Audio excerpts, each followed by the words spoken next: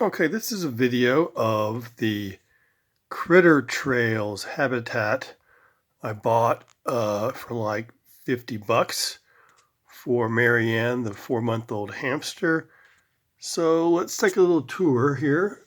Here's the front doors. You have a lower front door and an upper front door. Then you've got this upper room up here where Marianne likes to sleep and hang out. That's on top. Then it connects to a tube which goes down to the bottom layer level. And then she hangs out down here and eats. And mostly she rides on her wheel. And I'll post more stuff in the second video. Hang on.